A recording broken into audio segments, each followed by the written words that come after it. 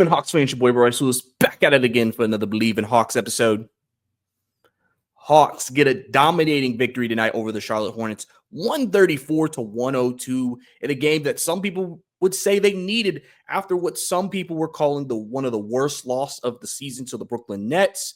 Hawks bounce back tonight, dominate Charlotte, sweep the season series, and get a good win before they take 3 days off before they play once again this Saturday back at State Farm Arena against the Golden State Warriors.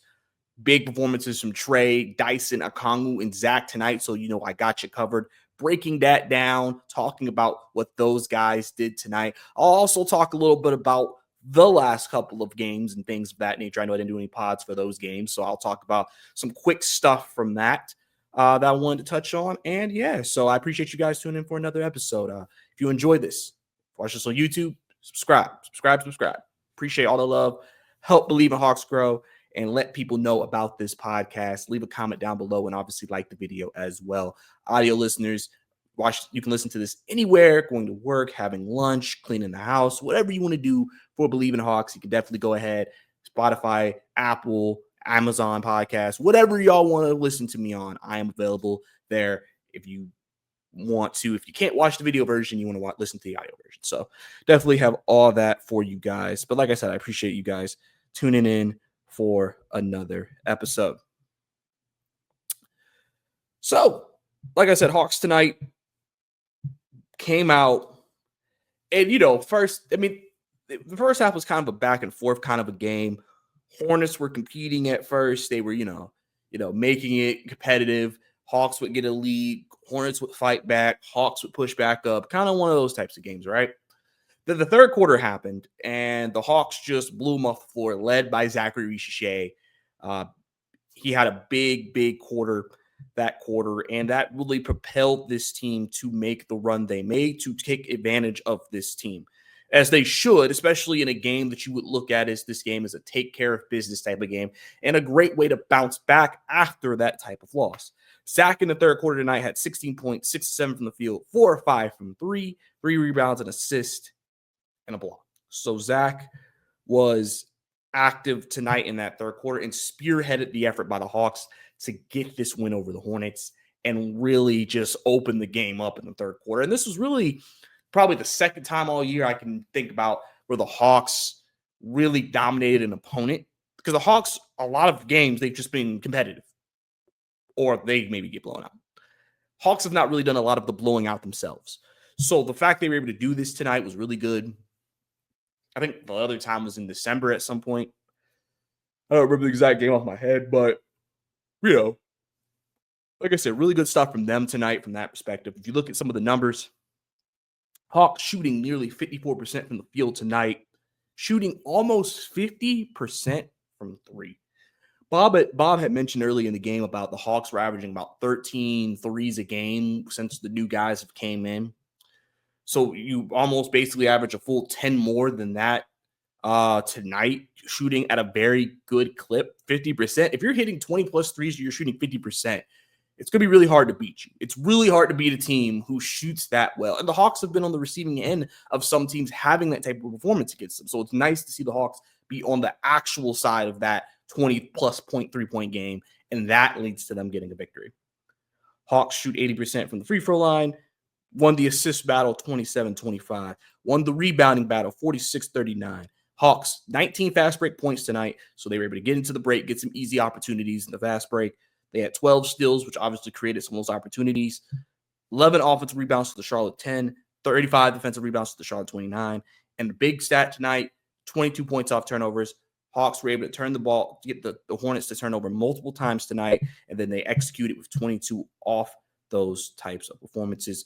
Hornets turned the ball over total 17 times tonight from the Hawks. So, like I said, really, really good stuff. Really good stuff from them getting into their offense and kind of playing the way they need to play to win games. So, I think that was really, really good. And like I said, this is a game where, again, got to take care of business. It's just good they took care of business in this fashion. The Hawks tonight, I think, a lot of people have been talking about the discourse after Hawks losses recently. And just, when the Hawks lose a game, We dissect, and I think every fan base does this to a certain extent, but some are more obnoxious than others, where we dissect why they lost and things like that. Yes, last game, Brooklyn game, I could sit here and tell you, yes, Niang should have not finished that game. I think a lot of people will agree with me on that. So I'm not sitting here saying there's no reason to be upset, but it feels like after every loss, you hop on social media, and I've had some people tell me they'll stay off social media after Hawks loss just because it can get kind of toxic, and people are blaming Quinn and people are just trashing Niang. And listen, I get Niang's easy to pick apart because he's not a good defender at all, and if he's not making a shot, he's kind of those players that the Hawks have had over the last few years. If Bogey doesn't hit threes, if Sadiq Bey didn't hit threes, it's kind of useless on the floor. I mean, there's other things that he brings to the table that like nobody cares about when it comes to the grand scheme of winning. But obviously those are discussions that are had online. And so, coming back tonight and getting this win and just not having to deal with that tonight is really, really good. Obviously, if you think about the last two games, the Clippers game was tough because of the third quarter and how that went. Because the Hawks pretty much were very much in that game. And I think they won, or they pretty much were competitive in all three quarters, except one quarter, which really ended the game for them. And then the last game, that game was frustrating because the Hawks had a lead, lost the lead, and then to a team that didn't have Cam Thomas or D'Angelo Russell playing and some other guys. And so that was tough. And you also kind of saw, even though Dominic Barlow, again, could put some points on the board for you, is it the best defender? Sometimes isn't the best rebounder as well, and the Nets were able to take advantage of that. Like I said, tonight they were able to kind of reverse ship, and really, I want to kind of touch on Okongwu here because, there's a lot of questions about, is he the center of the future, right? Like there are still people, even with these type of performances, even tonight's performance, still questioning if Okongwu should be the starting center long term. And I think everybody's stuck on his size. It's size. He's not 7 foot. And so it makes people uncomfortable because, if we play a team with an elite big, it's like, oh my God, Okongwu's going to get dominated in that game. And then that's going to make the reason why he needs to not be on this team moving forward. But I think tonight, gives you a bit of an insight into maybe what he could potentially be. Okongwu hit 3+3s tonight. I think that's the third time this season he's done that. I know the other one that stands out to me is that Spurs game on ESPN where he had a 30-point ball game against the Spurs, which was his best offensive performance of the year. And, that when Okongwu's hitting that 3 ball, it really opens up a lot for this team. And I think this really can even raise maybe even what you say, the ceiling of what Okongwu can be.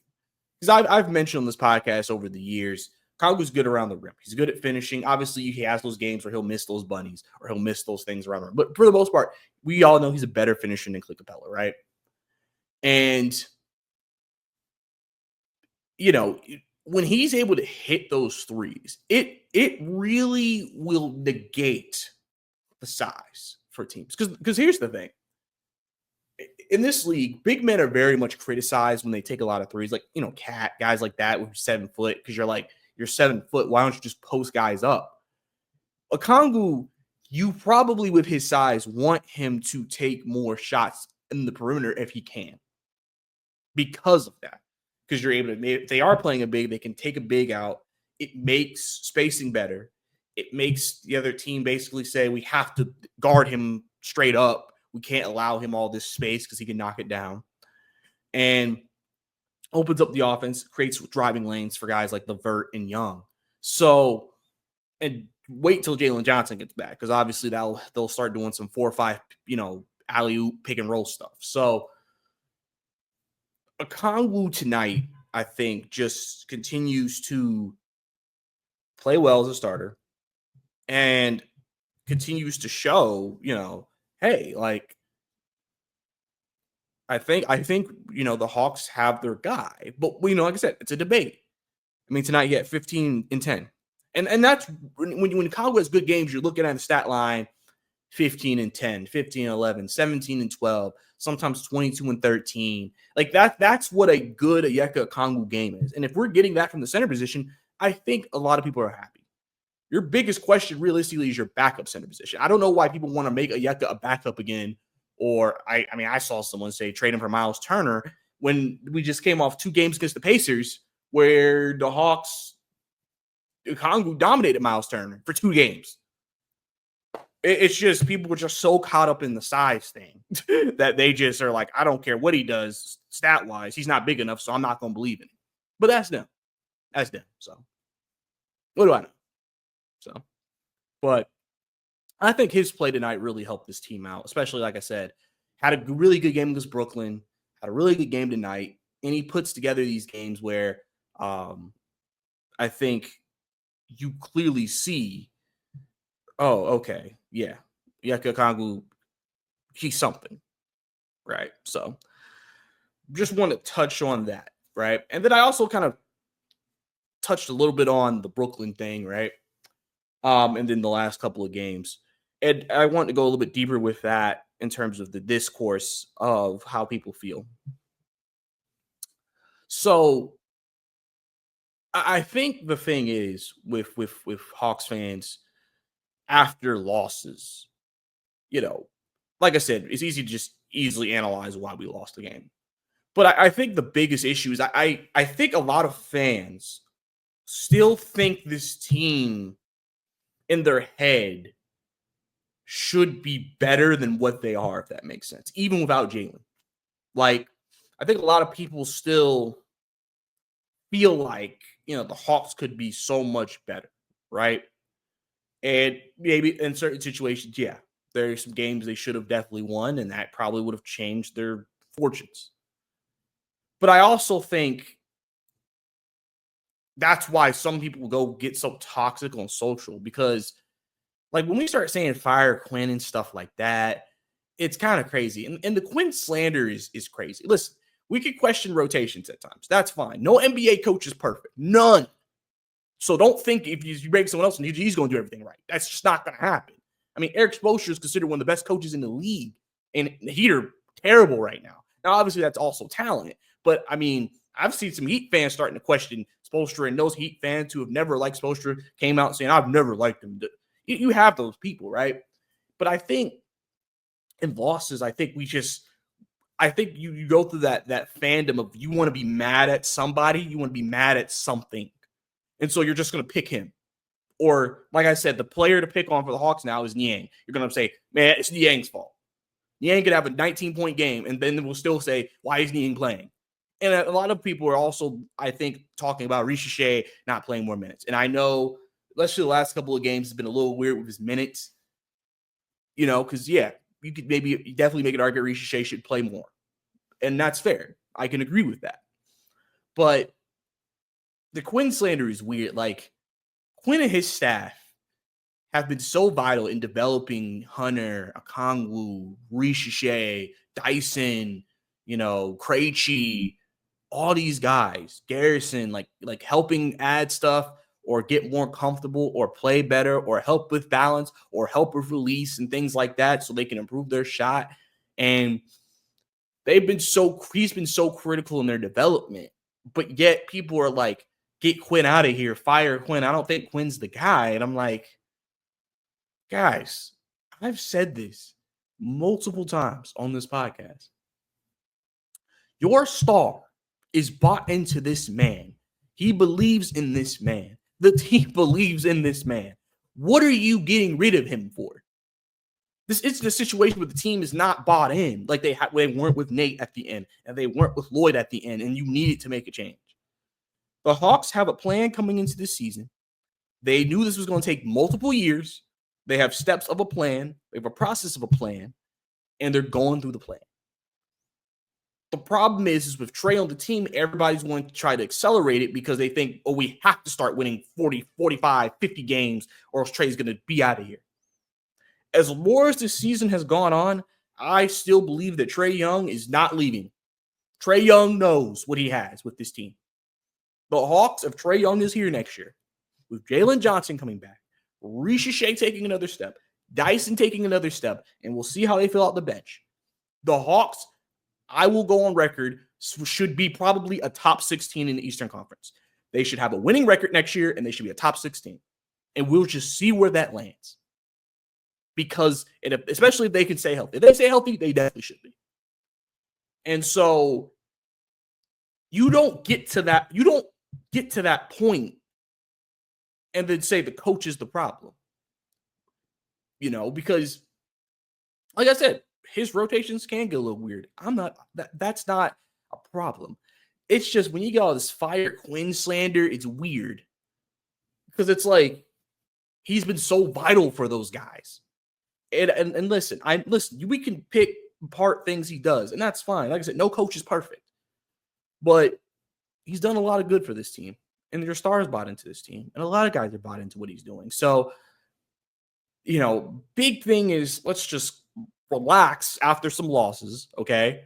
Let's not go crazy here, right? Listen, we can talk about why they lost each game and the things that went into it. That's fine. But I just think everybody has a narrative. I've been listening to me for a while. I say this. Everybody has a narrative. And some people have already created the narrative. I don't like Quinn. So every time Quinn loses, that fits their narrative. And they're going to trash Quinn. And if that's the case, so be it. Next year, I think there will be expectations to legitimately be a winning team in the top 6 next year. And so we'll see. If Quinn doesn't reach expectations with this team, and they're healthy on top of that, then you can start asking questions. Right now, chill out. So just want to get that out. I know I did have these random rants today. Well, I ain't kind of rant, just random conversations I guess I have with you guys. But anyway, let's get back to the game, man. So diving into player performances right now. Like I said, Trae Young tonight, 31 points, 8 assists tonight from Mr. Young. Obviously Trae didn't have that great game against LA, which I think really hurt the Hawks. But I mean, the last 2 games he's been pretty good. Tonight he was really good. Trae's been dealing with shoulder stuff, some Achilles things, the left quad contusion he kind of had. And the thing about Trae is he plays through all of it. He plays through all of it. He is not like a lot of people feel like a lot of stars in this game will take games off. A lot of the time, I think when he takes games off, I think that's the team saying, hey, Trae, just sit out tonight. Let's give you a couple more days after it. Because I noticed whenever he gets like a fresh injury that he plays through, that he finishes a game with, they'll give him off the next game. Because they're just like, hey, listen, let's not push it. Let's give you a couple more days. Let's make sure you're good. Now he's going to get 3 days off. So should be feeling good. Should be feeling fresh going into the Warriors game Saturday, which I believe that game will be on. I believe they moved that game to NBA TV. I could be wrong. I believe they moved the game to NBA TV. So Hawks will be in quote unquote prime time on Saturday against Golden State. And so obviously another battle between him and Curry. We know Trae Young's going to have to give something similar to what he gave tonight for them to have a shot in that game. So, but tonight, I mean, Trae did what he had to do against the Hornets. And that's what you want to see from your star. Dyson Daniels tonight, probably one of his best games of the year. 22 points, 7 rebounds, 7 assists, 10 of 12 from the field, 1 of 2 from 3, 1 block, 3 steals. Also, Trae Young, 32 plus 32 from the floor, Trae Young. Dyson plus 25 from the floor. So clearly the Hawks starters, all of them were plus 20 tonight when they were on the court. So their starters tonight really whipped Charlotte. And you knew, especially without LaMelo Ball and those guys and Miles Bridges, their 2 best players. Hawks probably should have did what they did tonight. But good to really see Dyson can play really well. He didn't have the greatest game. And he bounced back. So really good stuff from Dyson Daniels. Just listen, most improved player, he should be in that running. Defensive player of the year, he should be in that running. Dyson Daniels, man, really has just shown so much growth just in this 1 year with the Hawks. And I'm so excited for what he can do next year. We've already talked about Okongwu, obviously strong game tonight, 15, 10, and 3. Zachary, my guy, Mr. Ricochet. Listen, every time Ricochet has these type of games, he went 5-9 from 3 tonight. Obviously, people remember the Kevin O'Connor tweet about Ricochet can't shoot reliably or he's not a great shooter. People bring that up every time Ricochet has a game like this because he shot well tonight. And Kevin's also a very hated man in the Hawks community. But I mean, Ricochet, man,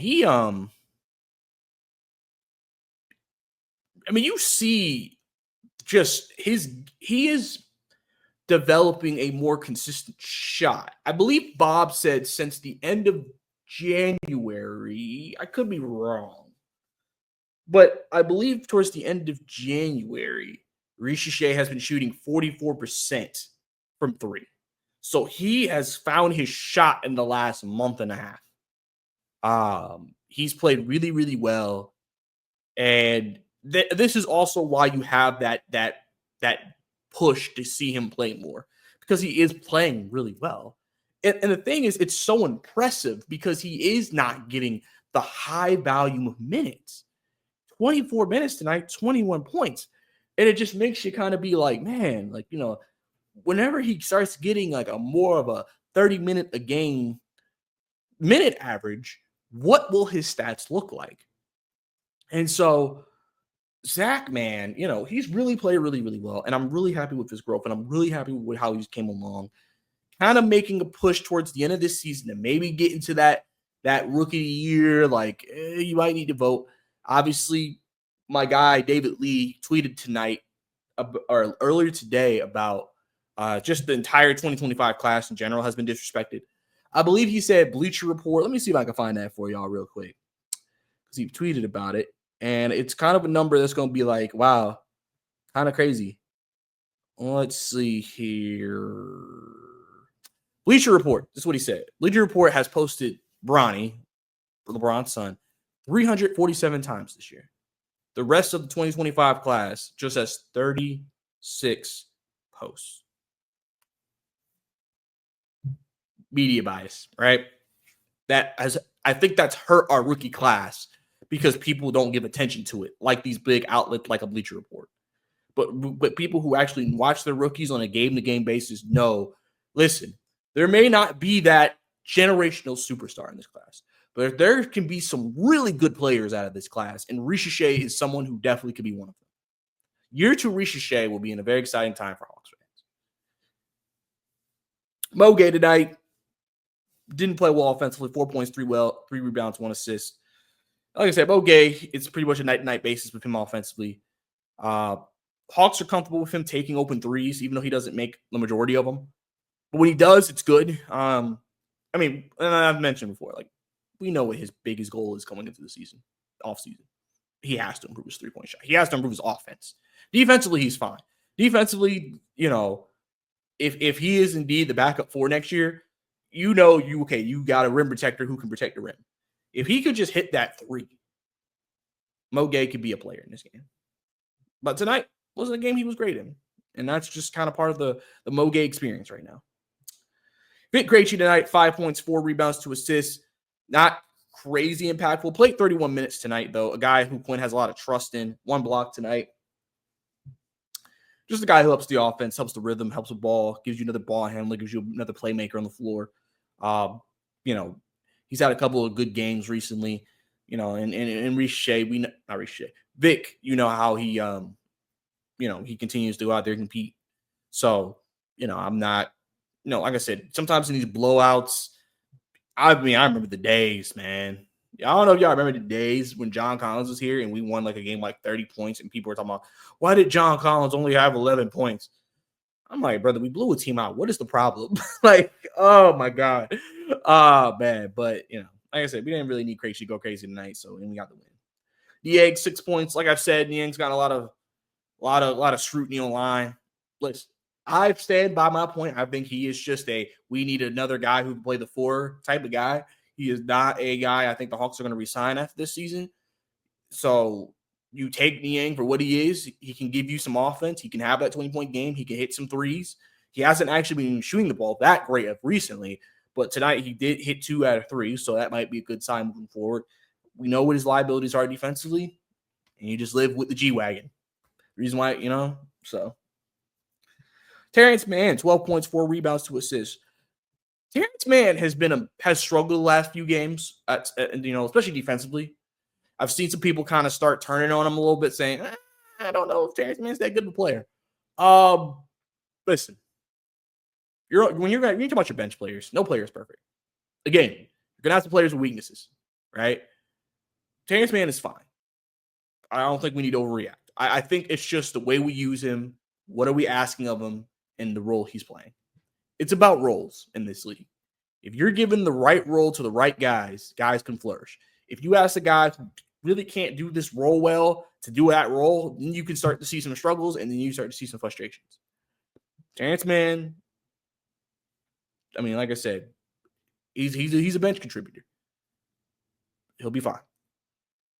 Barlow tonight, 12 and 6. Had a solid game, 2 blocks tonight from him. You know, like I said, better offensive player than Clint, but obviously rebounding and defense, you can see some of the missingness there to a certain extent. Be interested to see if Clint comes back from his family issues on Saturday. Obviously, I hope everything's okay with him and his family.